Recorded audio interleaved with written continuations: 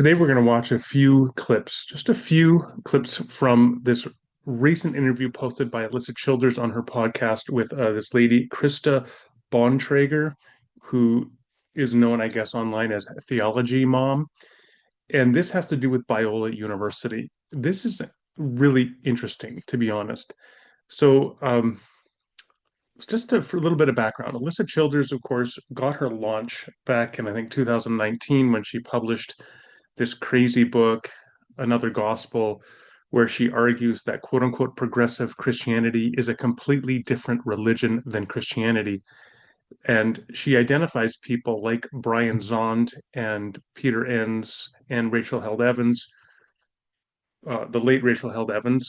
So Peter Enns and Rachel Held Evans are both Episcopalian, and Brian Zond is non-denominational, but his church for 40 years have identified the Apostles' Creed and the Nicene Creed as their creedal statements. These are all just Christians. Alyssa Childers argues, no, these are people that are part of a completely different religion. It is to Christianity like Buddhism is to Christianity, a completely different religion. And they are all nefarious deceivers who want to trick people into thinking that their new religion is Christianity. This is just delusional conspiracy baloney. I don't know if Alyssa Childers actually believes all this stuff, but she built her ministry on perpetuating this delusional, bizarre falsehood, which sadly fits very comfortably into the far right universe that loves endless conspiracy theories like Pizzagate, for example, or QAnon. This fits right into that. Well, Alyssa Childers was platformed early on, and more recently by people from Biola University, particularly Sean McDowell has been uh, an extremely avid proponent and promoter of Alyssa Childers' delusional conspiracies. And it's been interesting in the last couple months that Alyssa Childers has now turned her delusions and conspiracies onto Biola University itself. This is like Frankenstein's monster turning on its creator, right? She's now turning on Biola University, claiming that Biola has been infected by DEI and progressive Christianity. And it's important to recognize how self-serving all of this is, because the more that Alyssa Childers can perpetuate fear and delusion and paranoia in her far-right Christian audience, who appear to be mostly or largely consistent of parents of teenagers and young adults, the more that she can stoke fear, paranoia, and delusion in them and get them to believe that there is some big conspiracy with uh, Biola University and so on, that they're being infiltrated by people from some non-Christian, progressive Christian deception movement that are going to steal their child's souls and send them to hell.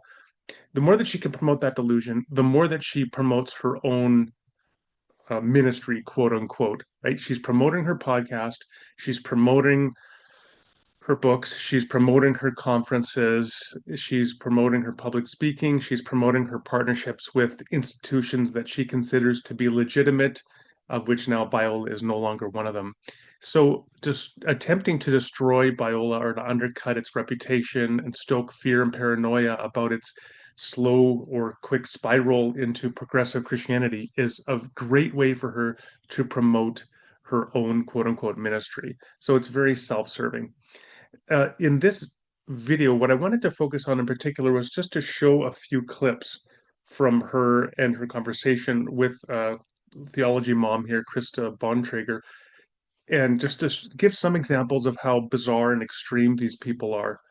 I just want to begin with this where Bontrager is background. She's talking about, so she said, well, I was an adjunct professor. I taught a couple times, three times at Biola in the past. And then she says, I sent my kids there. She says she went there when she was a kid, but then she was scared that back in like 2020, 21, her daughter came back from Biola and she realized her daughter's mind was being corrupted by, I guess, the progressive Christian mind virus or something like that. So we'll just listen to what she has to say there. I'm going to offer a few thoughts and then we'll go on to the next clip. And when my daughter came home during the pandemic, I realized very quickly that her faith was in trouble. Mm. And she had been exposed to a lot of ideas that I considered to be fairly progressive and progressive leaning, but it was. Now, the first thing to note here that's kind of interesting and not surprising at all, of course, is that people like Bontrager and Childers, they use progressive or progressive leaning as just essentially synonyms for demonic. So there's no sense in their constricted fundamentalist delusional worldview that anything that is more progressive than their ideas, than their understanding of doctrine, could be in fact correct. Right? It's just the same as if a person who identified as progressive used the term conservative as synonymous with demonic. I mean, that would be equally absurd. In each case, what that person ends up doing with that use of language is closing themselves off from critical reflection on their own beliefs, closes themselves off from being able to see where they, in fact, may be wrong about something by remaining open to critical perspectives that are more progressive or more conservative than theirs. That's what happens when you label anything further to the right or further to the left of you as demonic, which is clearly what she's doing here.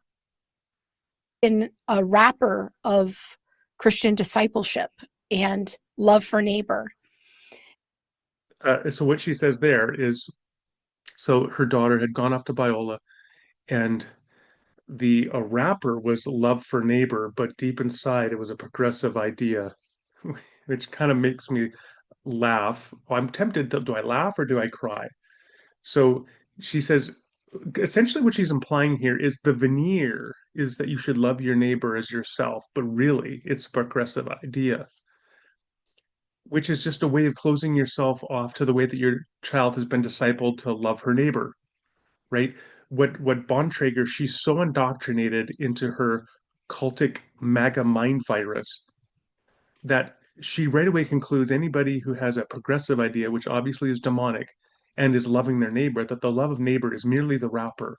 It's the veneer to conceal the deep, dark, progressive ideas that lie therein. And this is no different than in the 1960s when people like Bontrager, their ancestors, the generation or two back, were saying these same things about the civil rights movement. And Christians who were involved in the civil rights movement and trying to get Black people the vote and to try to get the Civil Rights Act passed and so on. Uh, by getting them the vote, I mean ensuring that people have access to the ballot, right? Which is a very complicated thing in and of itself. So anyway, this is that's just the way that she's using her rhetoric here and the way that she's framing everything. And just a general observation here too. This is just what it is to go to university, is to be challenged by new ideas that your parents are sometimes uncomfortable with.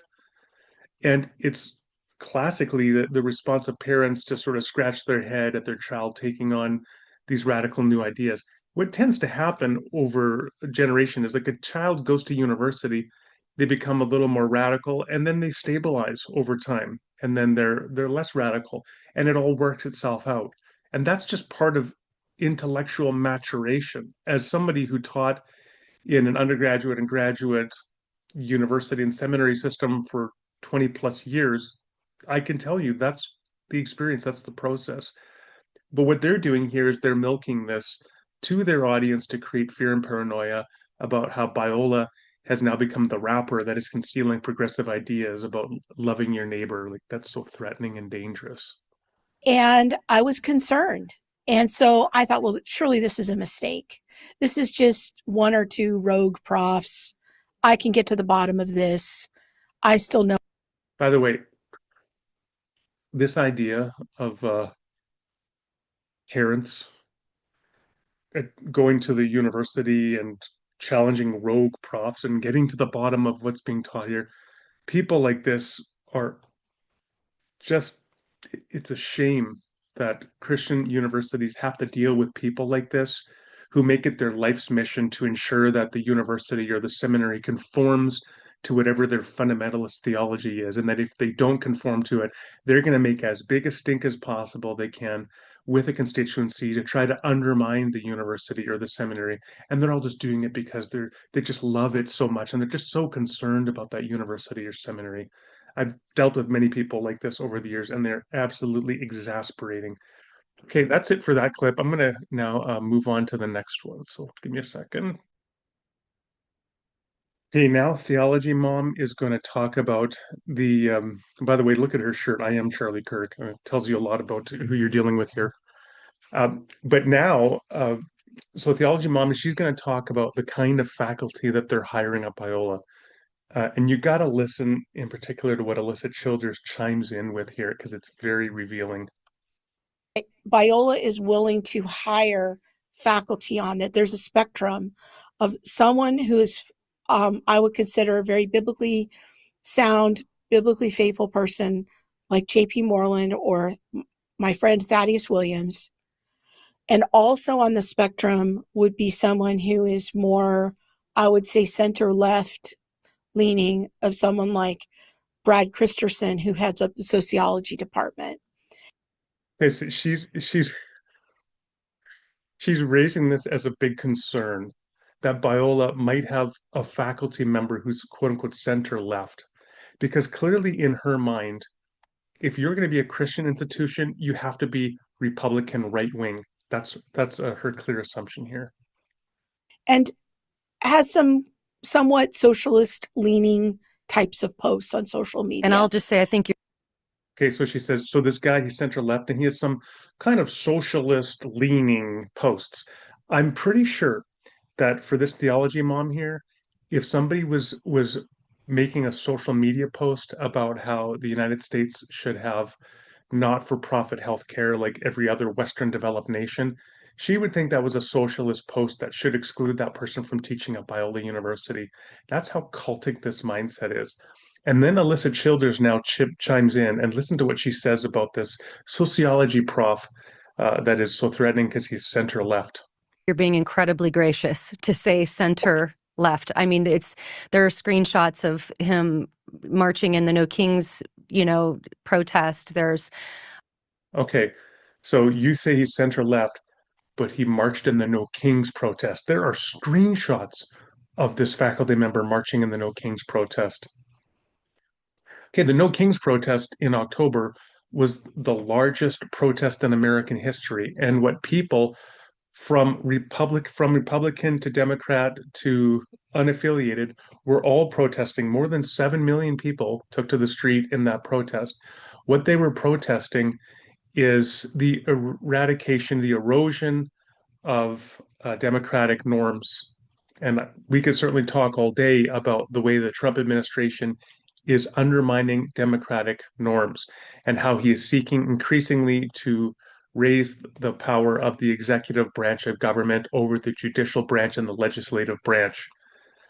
But what I just want to point out here is these people are such far right ideologues that merely being seen participating in the largest protest to protect democracy in American history is enough in the mind of these people to say, you're not even center left anymore.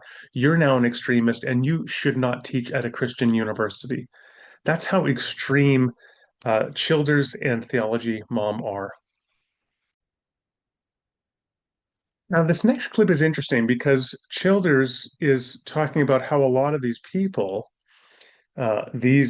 being like these more progressive individuals, they in fact have Orthodox theology, which is something she did not acknowledge in another gospel. And another gospel, she claimed they were a completely different religion. Now she's going to say, yeah, some of these people, these progressives, they actually do have Orthodox doctrine by her measure, by her fundamentalist MAGA measure. But she says, I'm still concerned that they have progressive social ideas like DEI, right? Diversity, equity, and inclusion. And she's very concerned about that, which just shows how extreme her cultic faction has become. For Alyssa Childers, core orthodoxy includes a denial of things like DEI and critical race theory. So just listen to the clip. influencers, coalitions, whatever they might be, start drifting into social justice ideology. But otherwise, they had the doctrinal boxes checked correctly. Like they're going to be solid on the atonement. They're going to be solid on the virgin birth and the deity of Jesus, his resurrection, his second coming. Like all of that was fine. But you see them kind of drifting left through this sort of avenue of social justice. And that was really, I'll just be honest with you, tough for me to try to sort out because Okay, so essentially what she's saying here is, look, it's not enough that they have doctrine correctly according to my standards, that they have the correct understanding of the incarnation, the resurrection, the atonement, the second coming, etc. They also need to repudiate anything related to quote unquote social justice theory, which means they need to be a MAGA Republican. And if they're not that, well, then they're not an Orthodox Christian, and they certainly shouldn't be teaching at Biola University, where they'll just be corrupting the minds of the youth with a veneer or a wrapper of loving your neighbor, but progressive social justice ideology within. This is just so far off any recognizable construct of mere Christianity, right? Mere Christianity is not there's no denial, whatever else you think about it, of DEI. There's no renunciation of DEI or of critical race theory or of social justice within the Apostles' Creed or the Nicene Creed. But these ideologues have become so extreme that they assume that you need to include a complete repudiation of anything apart from their far right MAGA ideals, or you are not a Christian. And certainly you should not be teaching at Biola University. Okay, this is going to be my last clip for this video. I might come back to this interview later on. I've only myself watched the first half of it, so I might watch the second half and come back to it. But in this last section, Theology Mom is going to talk about her research, which I think is like reading websites and Googling. I'm not sure what else it involved, but she's going to talk about how Biola has this particular person working within the university who is seeking to bring about greater diversity within the university, and how that in and of itself is enough to place them as progressive and thus beyond what these MAGA evangelical cultists believe is Orthodox Christianity. From what I can tell, Biola put in place the first kind of diversity administrator in 2009.